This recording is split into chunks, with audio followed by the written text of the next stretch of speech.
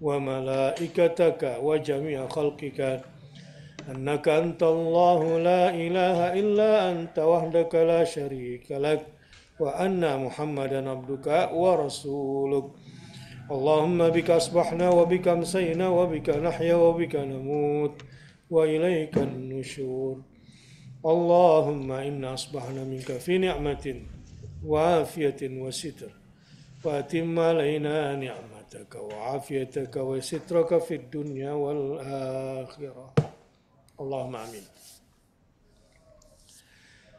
Pertanyaan, bahagia yang mana? Bahagia karena telah melakukan ketaatan, atau ya, bukan dua-duanya nih, atau bahagia bisa bertobat.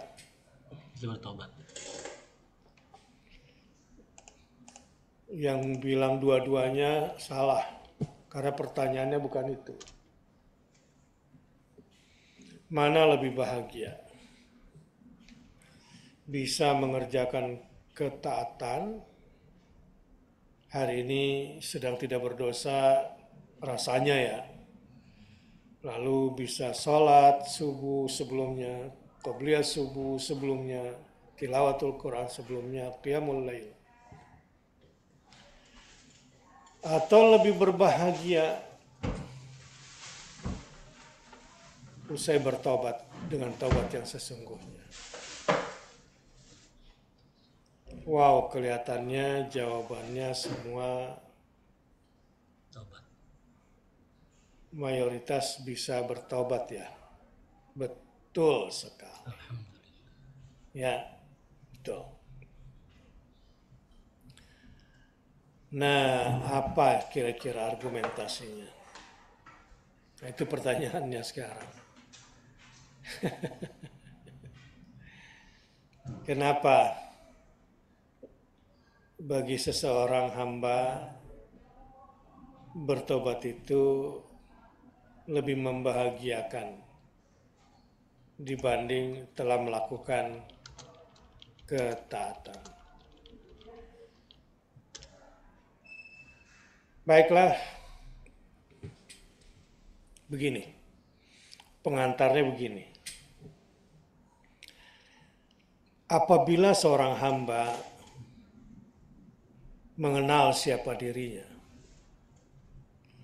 dan si hamba ini juga mengenal akan hak-hak Allah atas dirinya. Ya. Anna man lahu basiratun bi nafsihi wa basiratun bi huquqillahi ta'ala wa huwa sadiqun fi talabihi. Kira-kira gitu maknanya.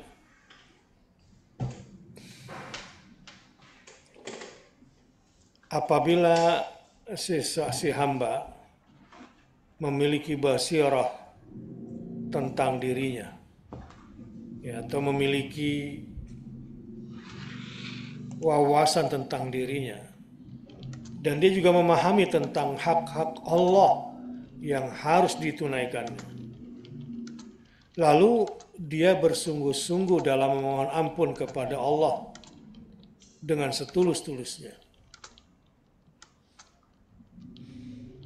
Taulah dia bahwa dia tidak akan mungkin mendapatkan keselamatan kecuali dengan kefakiran mutlak dan ketergantungan penuh kepada Allah. Jadi pernah dengar istilah al-faqir ila rabbih? Adalah orang-orang yang butuh sama Tuhannya. Fakir kepada Tuhannya artinya orang yang sangat membutuhkan Tuhannya. Itu dulu pengantarnya ya. Bahwa ketika kita menyadari siapa kita di hadapan Allah, kita siapa? Hamba. Yang hina, yang rendah, yang banyak salah, banyak dosa, malam dan siang. Lalu kita juga menyadari akan hak-hak Allah yang banyak sekali yang belum kita tunaikan. Ya, kadang-kadang kita cuma bisa berdoa, Allahumma a'inni ala dzikrika wa syukrika wa husni ibadatika. Dari tiga kategori itu, hak Allah yang harus kita penuhi. Allah itu harus diingat. Allah itu harus disyukuri. Allah itu harus ditaati. Ini kan hak-hak Allah semua ya. Allah itu harus disembah. Kalau dalam bahasa takwa, takwa itu artinya apa?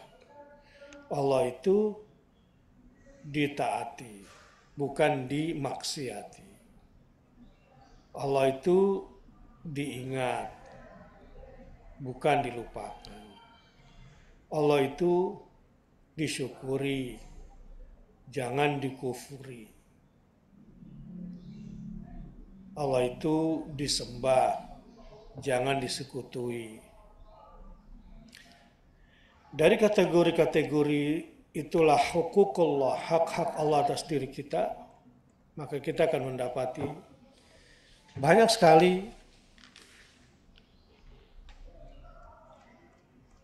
kesalahan, kekurangan diri kita. Dan kita akan sadar bahwa kita tidak akan selamat kecuali dengan kefakiran mutlak dan ketergantungan penuh kepada Allah Ta'ala.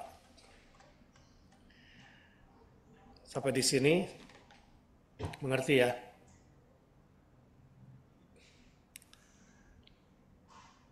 Nah, selanjutnya, sebaliknya kalau si hamba atau kita hanya sibuk meneliti aib-aib orang lain, alih-alih mengenal wawasan dirinya, lebih sadar, lebih kenal wawasan kesalahan orang lain. Banyak orang kayak gitu. Dirinya sendiri enggak dikenal, tetapi aib-aib orang dia hafal. Dia suka meneliti orang lain. Ini pepatah peribahasa Indonesianya apa kira-kira?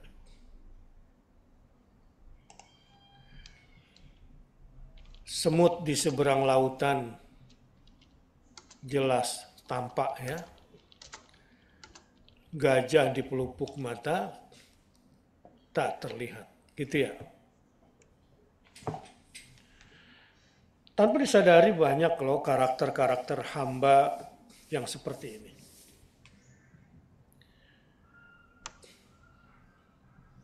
Maka tuba liman syaghala nafsahu an aibih. Maka orang yang paling benar itu sebetulnya, orang yang benar nih, orang yang benar ya, orang yang sibuk menghitung-hitung aib dirinya. Sehingga lupa sama aib orang lain. Terus sebaliknya, orang-orang yang nggak bener yang gimana? Sibuk meneliti aib orang, lupa sama diri sendiri.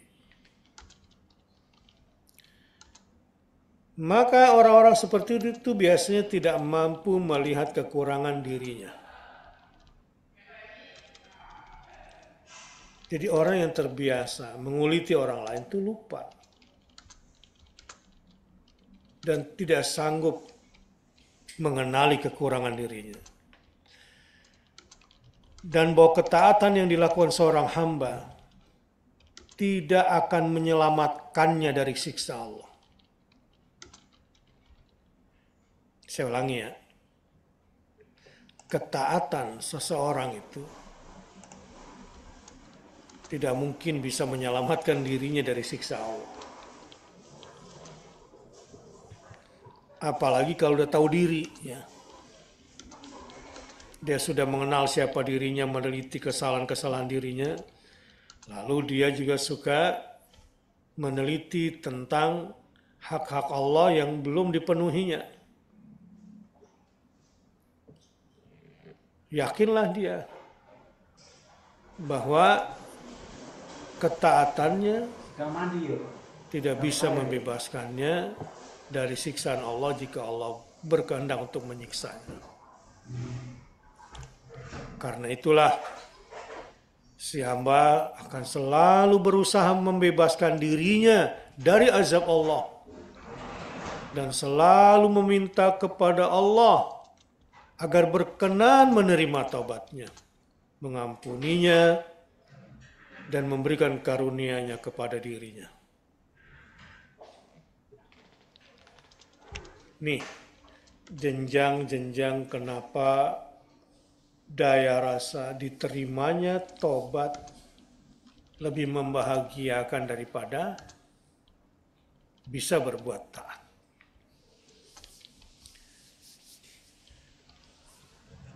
Kenapa bisa gitu?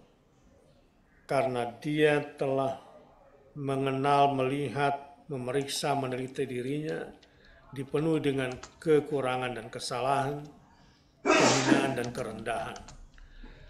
Setelah diteliti lagi tentang hak-hak Tuhannya, ternyata banyak lagi yang belum ditunaikannya. Membaca portofolio dirinya, nah di situ dibentangkanlah data dirinya sendiri. Lihat dia dibentangkan portofolio dirinya, maka yakinlah dia. Ketaatannya tidak bisa ini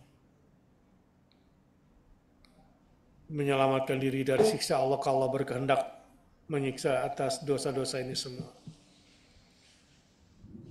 Tiba-tiba dia di situ mendapati pintu gerbang solusi. Bagaimana caranya agar bisa terbebas dari siksa Allah? Disitulah dia kemudian menemukan pintu gerbang. Apa itu? Taubat kepada Allah Subhanahu wa Ta'ala. Nah, ketika menemukan pintu gerbang taubat itulah dia terus berusaha membebaskan dirinya. Bagaimana caranya untuk bisa keluar dari siksa Allah. Dan dia tidak akan pernah berhenti meminta ampun. Merajuk Allah agar Allah berkenan menerima tobat-tobatnya. Dan Allah berkenan mengampuni semua dosa dan kesalahannya. Inilah rahasia agung dari kebahagiaan yang dirasakan seorang hamba. Karena pengampunan Allah dan kemurahannya lebih besar daripada ketaatan si hamba tersebut. Nah, daya rasa itu, bahwa tobat itu lebih membahagiakan dirinya daripada ketaatannya. Justru itu yang menjadi sebab Tuhannya berkenan mengampunkan semua dosa-dosanya. Semua dosa-dosanya itu. Nah, jamaah rahimakumullah, saya tanya pertanyaan kedua. Anda ini tipe orang yang mana? Senang berbuat taat dan bahagia dengan ketaatannya? Atau tipe orang yang senang berbuat tobat dan berbahagia dengan tobat-tobatnya? Nomor 2. Ya, ketahuan itu tukang dosa semua. Memang. Gitu ya. Sampai di sini. Tahu nggak efeknya? Kalau Anda betul-betul orang yang berbahagia dengan tobat Anda, mana yang Anda cari? Pertanyaan mana yang Anda ajukan misalnya? Ustaz, zikir apa ya? Supaya saya bisa istiqomah taat. Atau yang kedua, Ustaz apa ya yang mesti saya baca, saya lakukan supaya tobat saya diterima? Yang mana yang banyak ditanyakan biasanya? Kayaknya pertanyaannya banyak nomor satu nih.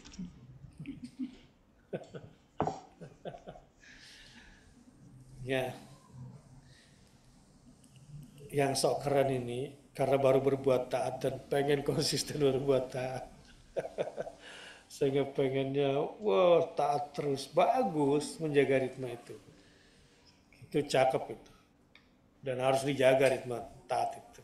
Agar bisa istiqomah. Namun setelah Anda sadari bahwa pentingnya taubat dan kita tidak terjerumus dalam riya dalam berbuat taat, maka ketaatan kita pun selalu dibarengi karena taubat kan. Saya mau nanya, kamu nanya? Ya saya mau nanya. Siapa yang sholat duhanya? Umi Zaif Azima buka mic-nya. Tadi dia mau tutup, pas tutup saya suruh buka mic-nya. Cepat. Kemarin udah diajak ngobrol satu-satu.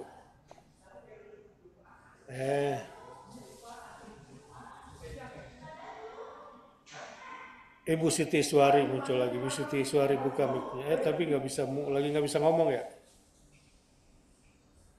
Nggak ada suara ya? Baiklah. Astagfirullahaladzim. Assalamualaikum. Waalaikumsalam warahmatullahi wabarakatuh. Semangat pagi. Alhamdulillah semangat pagi Ustadz. Gimana majikan sudah pergi sekolah majikan? Sudah. Alhamdulillah. Ibu guru udah berangkat ya ibu guru ya? Iya. Ustazahnya sudah sekolah. Kalau pulang biasanya ada ceramah baru nggak? Ada Enggak. suka buat cerita nggak kalau pulang? Ya, Kalau dia pulang banyak suka cerita buat cerita. aja. Banyak cerita. Hah? Suka. Halo, assalamualaikum Bu Siti Iswari.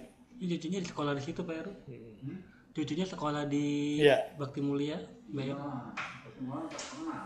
Tadi saya Yang lagi ngomong apa cucunya namanya sekolah di situ.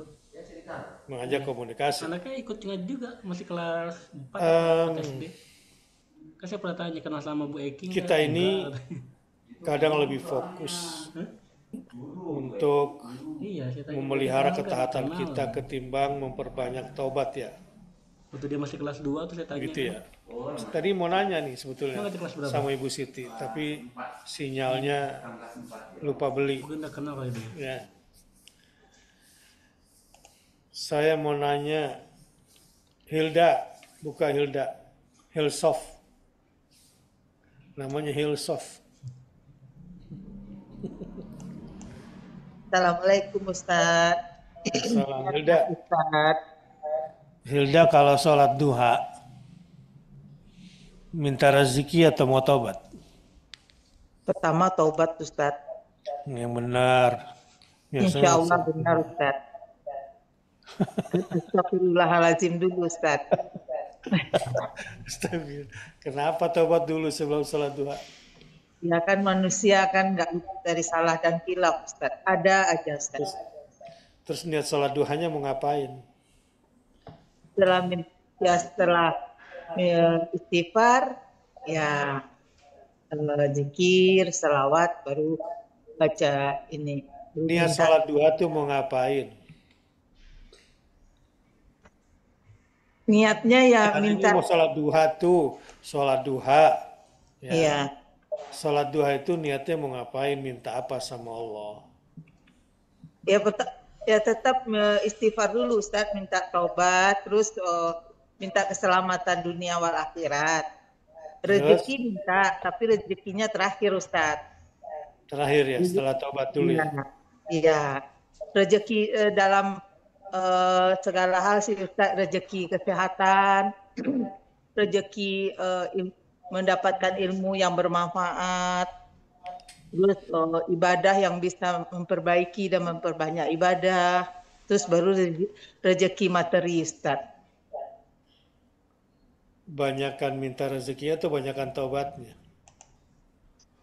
Tobatnya lah Ustaz.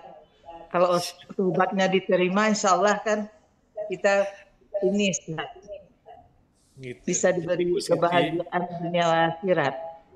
coba tadi Bu Siti, ya jangan ditutup Hilda. Assalamualaikum Bu Siti.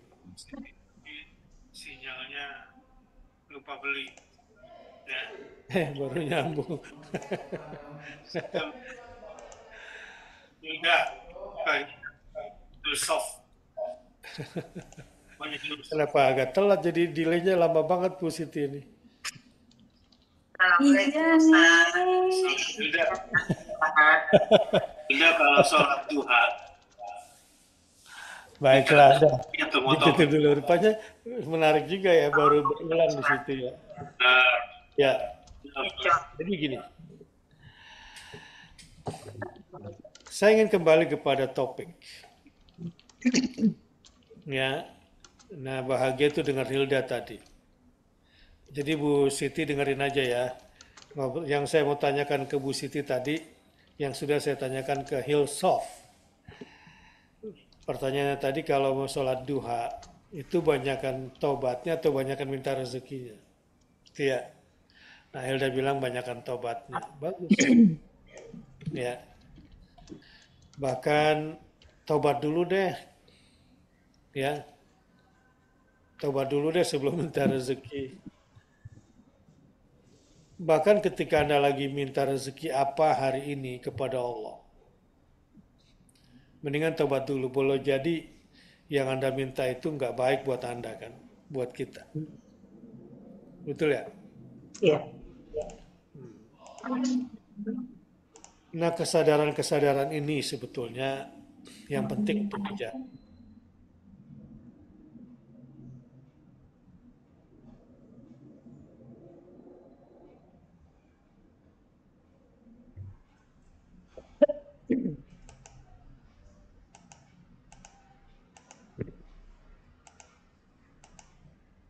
Putus.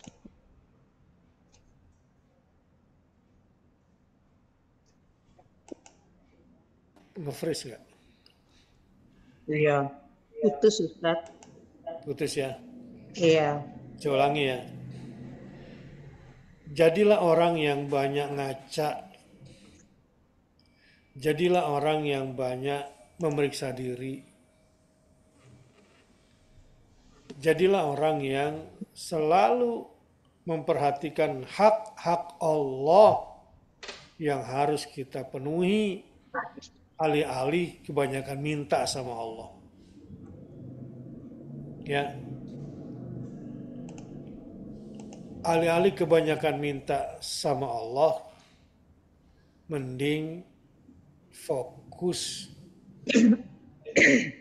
memeriksa hak-hak Allah yang belum kita penuhi. Gitu ya Hilda ya. Iya. Untung banget loh orang yang sering memeriksa dirinya dan memeriksa hak-hak Allah yang belum dipenuhi. Otomatis kalau orang itu sudah tahu diri dan sudah tahu hak-hak Allah, sebagaimana Allah janjikan, Iyyaka na'budu. Ya, barang siapa dia sudah menunaikan hak Iyyaka na'budu, haknya Allah udah diberikan dengan benar. Dengan dua tadi, dengan modal. Satu, memeriksa kesalahan-kesalahan, kekurangan-kekurangan diri, dan memeriksa hak-hak Allah yang belum kita penuhi. Maka Allah akan berikan wa iyyaka nasta'in yang kamu minta. Iya. Ya. Baik, Tukeran piket aja ini Pak RW. poin. Tukeran Jadi piket. kalau ingin menjadi orang yang menikmati taubat kepada Allah, lupain deh meriksa-meriksa orang lain. Ya, biarin itu kerjaannya jaksa, penuntut, ya, hakim yang mendakwa. Ya, tugas kita sih secara pribadi nih, walaupun kita juga harus beramar ma'ruf, menasihati orang, nahi mungkar, melarang orang dari kemungkaran. Kita juga harus memahami karakter orang lain, tetapi perbanyaklah memeriksa diri ini. Ngaca. Dan yang kedua, sering-sering memikirkan tentang hak-hak Allah. Hak asasi manusia itu boleh kita pakai dalam kaitan dengan hubungan kemanusiaan. Tapi secara vertikal dan perjalanan hidup kita ini, jangan terlalu fokus pada hak kita. Fokuslah untuk memenuhi hak Allah, karena Allah sudah memenuhi hak kita sebelum kita minta. Maka orang yang paling cerdas itu,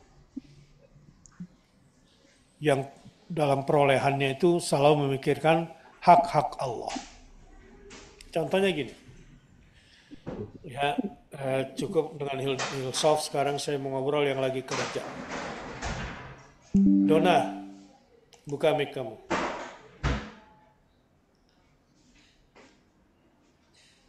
Jam berapa Dona masuk kan? Salam. Jam berapa masuk kantor? Tadi nyampe jam 7.21, Ustaz.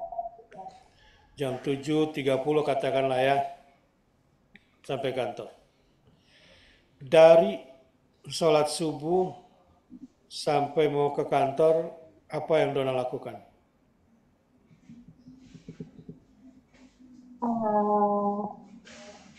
Kebetulan tadi lagi nggak sholat, Ustaz. Tadi jam 5:30 itu tadi ke masjid, tapi sama anak-anak. Habis itu selagi sekarang nunggu makan Cucunya ini. makan Siti kami sholat. jadi di BM saya tanya. Habis itu dalam perjalanan Mati istri teman saya aja peralatan di BM. yang nanti Di sampai BMK. di kantor. Mungkin hadiah kan namanya hadiah, coba tanya istri saya. Kantor ya. Hadiah namanya. Baik, terima kasih. Anaknya.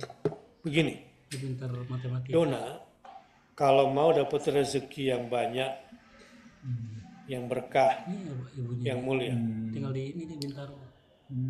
jangan terlalu fokus kepada bagaimana strategi mendapatkan rezeki itu. Sebagaimana kebanyakan orang.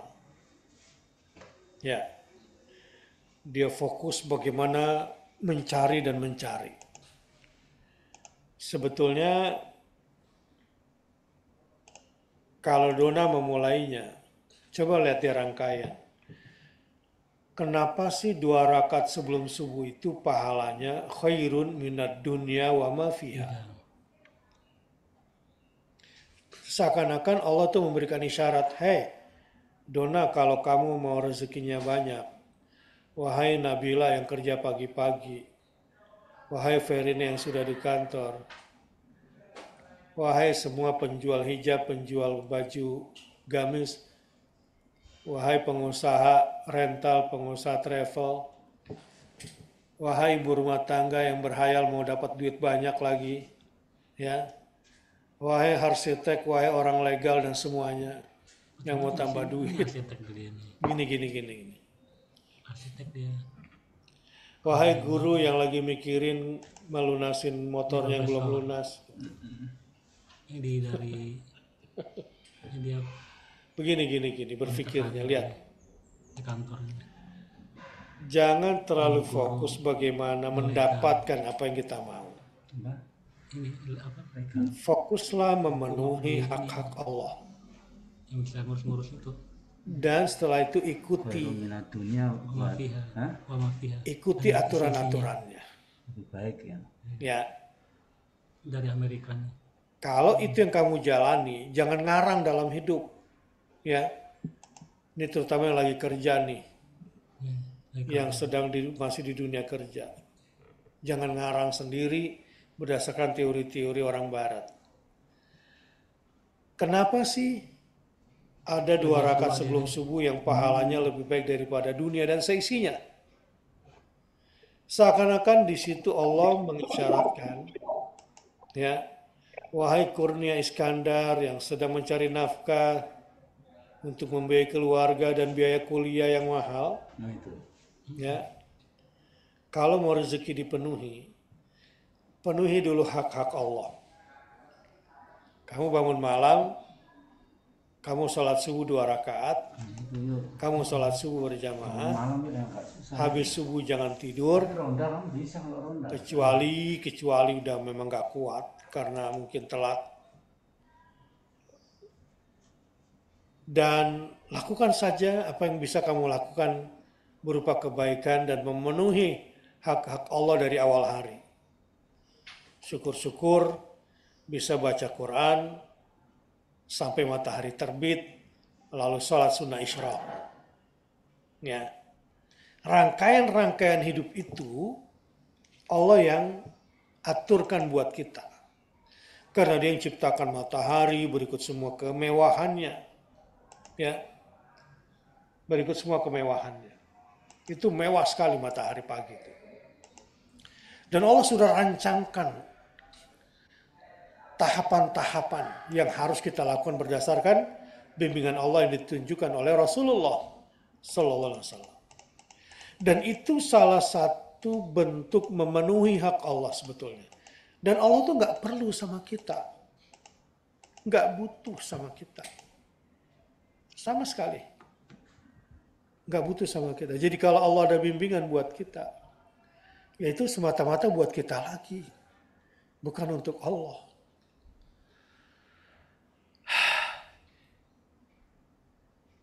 Saya mau kasih tahu nih. Dunia yang kita cari. Lihat, dunia yang kita cari. Kalau kita dapat, itu akan dihisab. Betul nggak? Itu kalau dapatnya halal. Kalau dapatnya haram, diazab.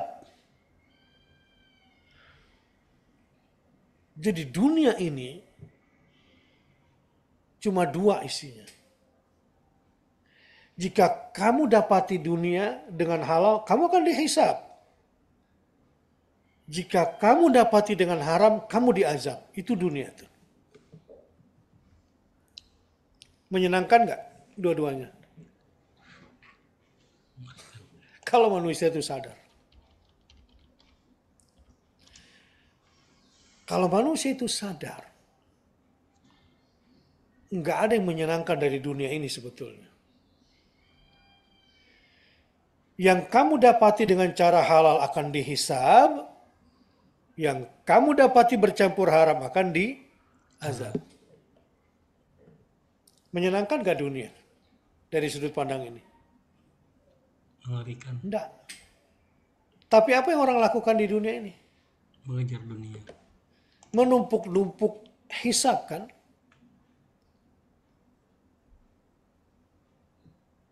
Itu kalau yang halal. Gimana yang haram?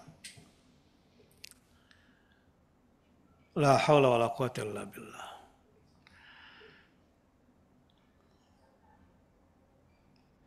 Jadi kemarin saya juga merenung-renung. Ya. Ada renungan-renungan gitu yang saya coba. Begini banget ya dunia. Halalnya dihisab. Haramnya diazab. Gitu ya. Iya. Makanya nggak usah terlalu ngoyo dalam hidup ini. Dengan mimpi-mimpi besar. Ini terutama yang lagi kerja, lagi bisnis, pengen banget ya punya ini, beli itu, aset sekian, betul nggak? Itu kan artinya kamu membebani diri untuk siap-siap dihisap lebih banyak lagi kan? Betul, betul. Terus kalau gitu malas kerja, ya jangan juga. Pesawat. Nah, penuhi hak Allah setelah kamu mendapatkannya dari Allah. Dari Allah untuk Allah lagi. Ini ada satu dialog imajiner ya dalam kitab Imam Syafi'i, Raudhatul Rayyahin.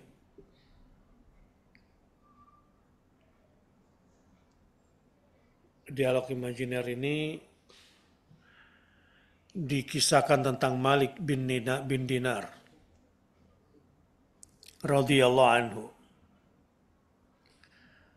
An Malik bin Dinarin radhiyallahu anhu annahu qala.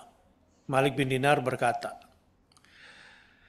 aku pergi menunaikan haji ke Baitullah, ke Masjidil Haram, ke Tanah Haram pada salah satu tahun di antara tahun-tahun kehidupan saya. Di tengah jalan, aku berjumpa dengan seseorang. Sama-sama pergi haji. Enggak punya bekal, enggak punya kendaraan. Ini orang mau haji, sama rombongan yang berangkat haji. Kan biasanya orang mau pergi haji zaman dulu nih kita cerita ya. Bekalnya harus banyak, kendaraannya harus kuat. Kemudian aku menegur dia, orang yang gak punya bekal dan gak punya kendaraan ini. Assalamualaikum. Dia jawab, waalaikumsalam. Aku tanya sama dia, kamu dari mana? Dia jawab, dari sisinya.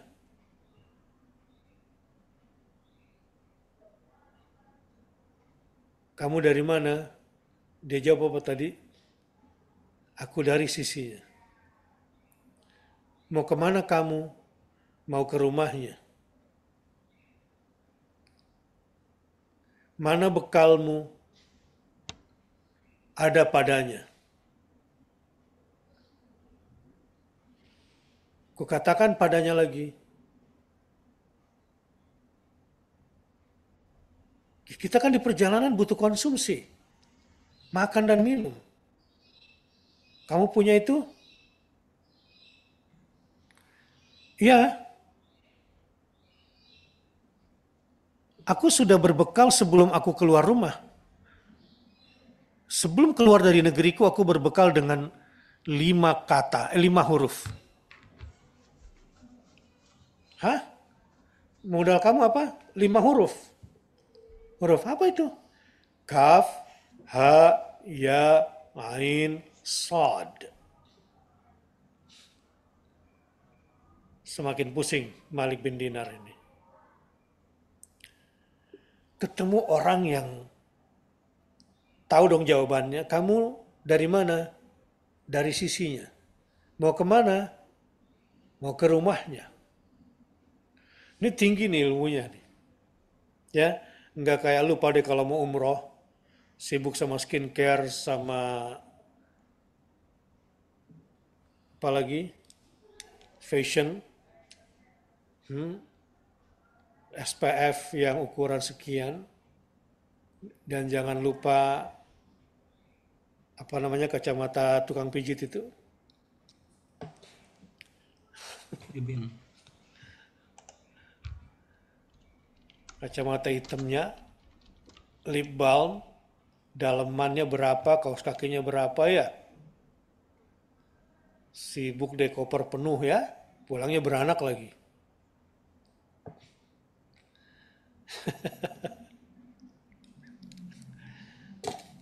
Sebetulnya lu mau kemana sih? Dan dari mana? Gitu. Ini kalau mau kita bandingkan dengan orang ini. Yang sepenuhnya Allah. Ini terus terang, saya merenungi ini semalam, sampai tidur saya nggak nyenyak. Demi Allah nggak nyenyak semalam. Ya. Nggak nyenyak demi Allah. Tapi ada tidur sedikit tuh, aneh-aneh juga mimpinya. Aneh. Saya berada di satu situasi yang, ya pokoknya aneh deh. Ya nggak mungkin saya ceritakan di sini. Karena cerita mimpi membongkar diri sendiri. Singkat cerita, bekalmu mana? Ada sama dia. Kelas berat ya. Dari sisinya menuju rumahnya, bekalnya ada pada sisinya. Ini haji beneran ini. Ya, hajinya ingin menjumpai Allah dan berasal dari Allah, dan bekalnya cuma minta dari Allah, bekal-bekal yang bisa memperjumpakan langsung dengan Allah. Dia bersih diri dari semua bekal-bekal, niat-niat, tujuan-tujuan yang bisa membuatnya terhalang dari perjumpaan dengan Allah Subhanahu wa ta'ala. Ya, ini kalau saya kasih manasik bisa nggak jadi berangkat ini dengan pola ini. Terus apa bekalmu? Kita kan harus makan, kita harus minum. Oh iya, saya udah berbekal. Apa bekalnya? 5 huruf. Kaf, ha, ya, ain, sad. Kemudian ditanya, apa makna kaf, ha, ya, ain, sad? Dia bilang begini, kaf bagi saya al-kafi. Ada dia yang maha mencukupi. Itu bekal saya.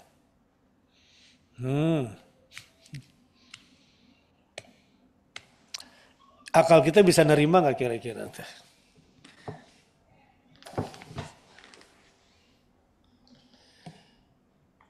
Wa malha, hanya apa? Kalau kaf adalah al-kafi, pemberi yang maha mencukupi. Apa ha itu?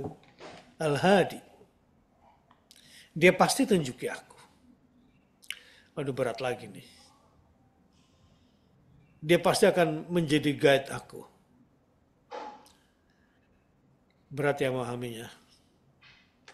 Kaf yang maha mencukupkan. Dia betul-betul berjalan menuju perjumpaan Allah ke rumahnya dengan satu fokus. Aku dari sisinya. Aku menuju rumahnya. Bekalku juga sudah disiapkan olehnya. Sekarang dibongkar rahasia keyakinan dia. Jadi nggak usah terlalu juga terpaku ya harus naik pesawat. Kan banyak. Ada orang Indonesia kan naik sepeda ke sana kan ya. Ada kan? Nah, ceritanya Uwais Al-Qarni juga jalan kaki kan. Sambil gendong ibunya pergi haji. Ya. Sebelum pergi haji latihan dulu. Bawa kambing naik turun bukit. Latihan. Supaya bisa gendong ibu. Lalu dari mana kekuatan-kekuatan itu, bekal-bekal cukup itu ada pada diri mereka? Saya mau cerita ini supaya pada bertobat ya, dengan akalnya yang sempit. Dengan materialismenya. Ya. Dengan semua kesedihannya karena kekurangan ini, kekurangan itu, masih ngejar dunia terus. Padahal dunia itu kalau kita dapat dengan cara halal, kita akan dihisab. Kalau bercampur haram akan diazab. Ya biar terang nih hidupnya. Dibedah, apa itu bekalmu? Kamu bisa makan, bisa minum, bisa punya angkos dengan kaf, ha, ya, ain, sad. Ya kaf al-kafi, ha al-hadi.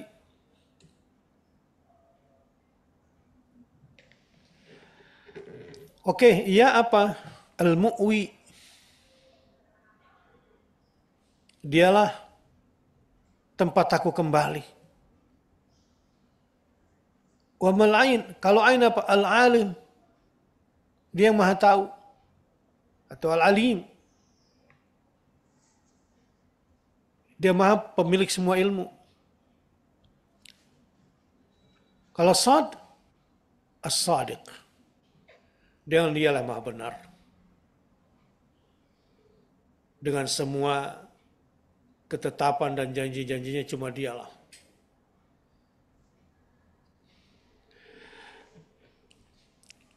Barang siapa yang hidupnya ditemani dibekali dengan kafian, hadian, mu'wiyan, aliman, wasadiqan, fala yadhi'u wa la yakhsha, wa la yahtaj ila zad wal rahila.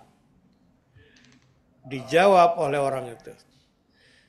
Barang siapa yang hidupnya berbekal bersama al-kafi, bersama al-hadi, bersama al-mu'wi, al-mu'wi tempat kita kembali, bersama yang al-alim, bersama yang alim, yang sadiq, maka tidak akan tersesat dan tidak akan takut dan tidak akan membutuhkan bekal, tidak membutuhkan kendaraan. Dia yakin dengan itu.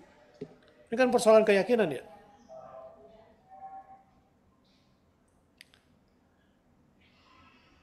Masalahnya Anda nggak pernah bisa keluar dari pikiran Anda sendiri sih. Ada satu film, tapi ini film ya. Namun yang buat ini, saya kira juga secara psikologis, ini luar biasa. Ada orang yang suka takut melangkah. Karena semua harus diukur dengan akal pikirannya dan ilmunya yang terbatas itu. Sehingga gagal terus hidupnya. Lalu dia punya teman rada-rada bocor nih. Ini bocor, kita tadi berbicara tentang orang soleh, kalau ini orang bocor nih. Suatu hari dia bermimpi nih si bocor ini. Bahwa dia hampir mati ceritanya. Bahwa dia hampir mati, dia ini partner, dia katakanlah sama-sama detektif, yang satu terlalu perhitungan, yang satu ini terlalu ceroboh, sehingga kecelakaan, jelang mati, rohnya keluar, ketemu malaikat, malaikat bilang, kalau kamu belum waktunya mati. Akhirnya di rumah sakit dia siuman lagi, yang sudah kecelakaan dan hampir mati itu. Ya ternyata ini belum jadwal gue mati. Dia copot semua tuh peralatan rumah sakitnya, radiologinya, dia keluar dari rumah sakit, diajak temennya. Sini, ini belum waktunya kita mati, ayo kita lawan mafia itu. Gak usah ada rasa takut-takut lagi. Oh ya tapi kan mafianya begini, dia menguasai penguasa, sama lah kayak korupsi di Indonesia, judi di Indonesia, gitu ya. Yang semua dengan perangkap-perangkap berpikirnya. Hakim katanya Mahkamah Agung Pusat mafia di Indonesia, Jaksa Agungnya juga begini, Kejaksaan Agung begitu. Aduh, ini gimana nih? Judi online apakah Budi Ari diperiksa atau tidak? Di Indonesia nih, memang babelit nih ceritanya. Dibutuhkan orang bocor lah ceritanya. Akhirnya si detektif ini yang berdua akan memberantas ini, sini ikut saya. Janji ya jangan teriak-teriak ya, nggak boleh nanya. Ya udah kita jalan deh. Pokoknya yakin nggak bahwa kini belum waktunya kita mati? Yakin, udah. Nyebrang jalan tol. Kita nyebrang yuk, nyebrang. Itu mobil ngik. Ada tin dia jalan aja. Ini belum waktunya kita mati. Ini temennya teriak-teriak. Ini belum waktunya kita mati, udah jalan aja terus. Ayo ini belum waktunya kita mati. Terus saja jalan, sampai akhirnya kemudian nyebrang gitu kan. Dia jalan suka-suka di jalan tol. Ini belum waktunya kita mati. Sampai akhirnya bisa nyebrang di jalan tol itu. Ya tentu semua orang di jalan sumpah serapa sama dia. Gila lu, sinting lu. Ada mobil hampir tabrakan, kemudian ngerem mendadak, bla bla bla. Yang berdua ini cuma menikmati, ini belum waktunya kita mati. Akhirnya yakin kita belum mati hari ini. Iya.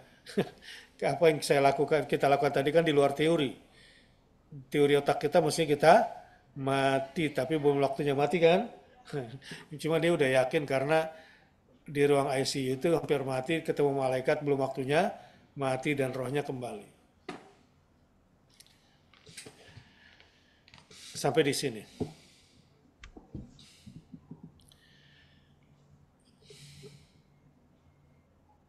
Dia yang nggak pakai iman, yakin belum waktunya, mati ya dia jalan aja. Walaupun ada informasi-informasi barangkali di alam gaibnya itu, tapi dia karena beriman atau tidak, pokoknya belum waktunya mati. Nah, cerita mau pergi haji. Memang tauhid harus bersih. Tauhid itu harus bersih. Kemarin saya ngobrol. Kemarin saya telat ya masuk KSP. Ngobrol di meja. Sebetulnya ada persoalan besar. Nah, salah satu pembicaranya adalah ada teman. Dia punya kemampuan hebat.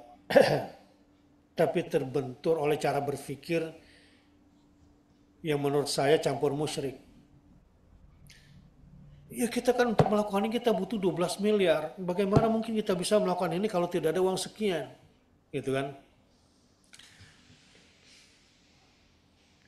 Banyak orang nggak bisa melangkah untuk melakukan hal-hal besar di dalam hidupnya. Dan seringkali mengeluh. Ini si teman ini dulu pernah jaya, kemudian hancur hidupnya. Datang ke sahabatnya yang pernah dia tolong dan sekarang jaya, tak satu pun mau menolongnya. Dia kecewa. Itu yang saya bilang musyrik itu.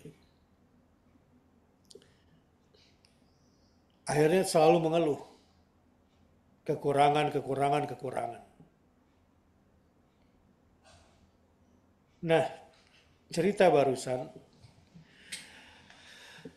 bahwa orang yang hidupnya bersama Al-Kafi, Al-Hadi, ya, dia tahu ada yang maha mencukupi, ada yang maha menunjuki, ada yang maha tahu, dan ada yang maha benar. Dan dia ditemani pikirannya oleh pikiran-pikiran seperti itu. Dia tidak akan tersesat, tidak akan takut, dia tidak akan membutuhkan katanya bekal, dia tidak butuh kendaraan. Qala Malik bin Dinar berkata, "Lamma sami'tu minhu hadzal kalam, nazatu qamisi li ulbisahu lahu fa aba ayyalbisahu." Setelah saya mendengar dia berkata seperti itu, kata Malik bin Dinar, saya buka jubah saya. Saya kasih kepada dia baju saya itu, jubah saya itu. Dia pun menolak dikasih baju. Ya mungkin orang itu sangat-sangat sederhana sekali. Ketika menolak, dia marah dan berkata kepada Malik bin Dinar, "Ya Syekh, al-ura khairun min qamisik." Maaf ya, saya tolak baju kamu. Bagi saya, kalaupun harus telanjang, lebih mulia daripada saya nerima baju kamu. Kenapa? Karena dunia ini, fadunya halaluha hisabun wa haramuha iqabun. Dunia ini halalnya saja hisab, haramnya azab. Kalau gitu mendingan saya telanjang aja. Ngapain saya juga capek-capek berbekal?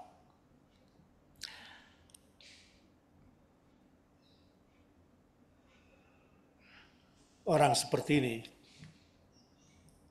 katanya kalau malam didengar doanya oleh Malik bin Dinar, kalau dia malam berdoa dan mengangkat tangannya, tahu nggak doanya kayak apa? Ya man la tanfa'uhu ta'at wa la tadurruhul ma'asi. Wahai engkau yang taat-taatku tidak bermanfaat tidak sedikit pun bermanfaat bagimu. Wahai engkau yang maksiat-maksiatku tidak pernah sedikit pun bisa membahayakan engkau. Bayangkan doanya. Kalau di antara kita kan ada yang bahagia dengan taatnya kan. Ya. Kalau orang ini dia enggak. Wahai engkau yang taatku tidak berguna bagimu. Wahai zat yang maksiatku tidak akan pernah sedikit pun membahayakan engkau. Habli ma la yanfa'uka. Berikanlah kepadaku sesuatu yang tidak bermanfaat bagimu.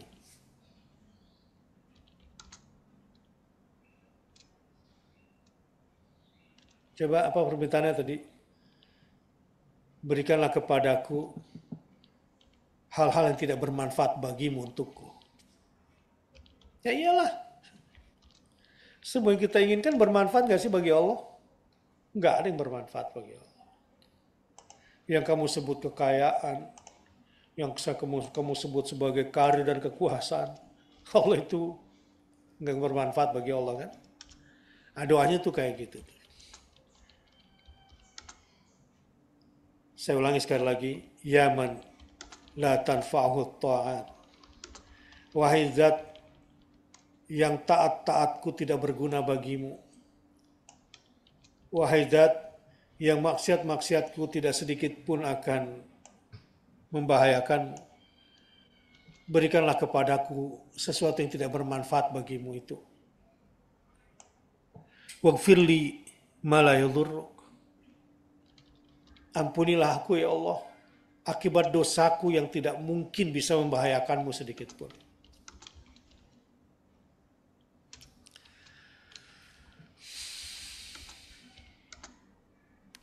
Masih panjang sih ceritanya. Sampai soal talbiyah pun dia punya cara pandang sendiri. Beda sama kita talbiyahnya. Labbaik Allahumma labbaik gitu. Dia agak lain. Mungkin pada kepo kali mau tahu seperti apa talbiyahnya. Falamma ahraman nas walabbau qultahu lima lam tulabbi. Ketika rombongan-rombongan ini semua udah pakai ihram dan semua sudah bertalbiyah, ini orang nggak bertalbiyah. Kenapa kamu ngomong nggak bertalbiyah? Ya Syekh. Akhafu an aqula labbaik fayaqulu li la labbaika wala sa'daik. Lan asma' kalamaka wa lan anzur ilaik. Kenapa kamu nggak bertalbiyah seperti yang lain? Yang lain kan bersemangat. Labbaik Allahumma labbaik. Labbaik la syarika laka labbaik. Dia bilang, aku takut ngomong itu. Ini ibadahnya di hatinya ini kuat.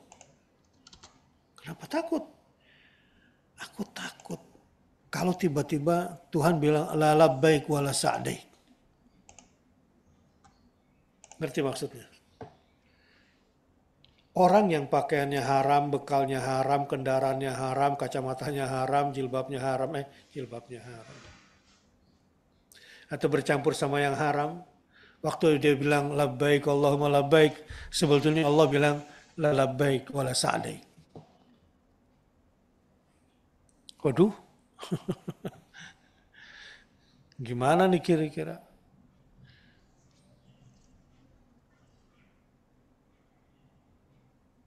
Gimana nih kira-kira nih ya? Aku takut. Kalau dia yang kukatakan labbaik, kan labbaik artinya apa? Aku penuhi panggilanmu. Itu kan GR-GR-nya kamu aja. Coba periksa isi perut kamu tuh halal nggak? Coba periksa.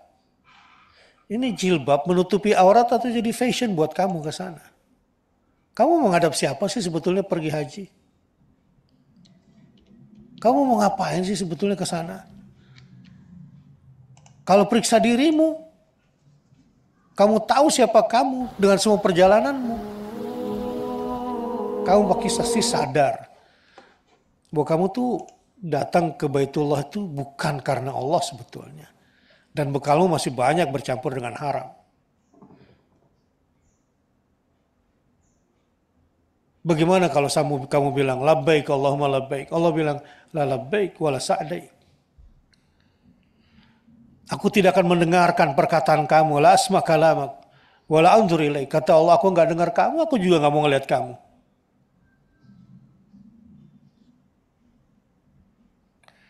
Kata Malik bin Dinar, saat aku masih merenung perkataan dia, tiba-tiba dia sudah hilang dalam pandanganku. Aku ketemu lagi sama nih orang ketika di Mina. Kulihat dia.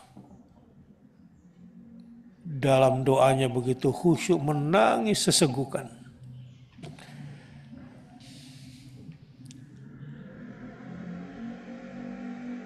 Inilah orang yang hajinya bukan bahagia bisa berhaji dengan taat, tapi dia berhaji dengan tobat. Dia lanjut munajat. A'udzubillahi minasyaitonirrajim. Bismillahirrahmanirrahim. Al-Fatihah.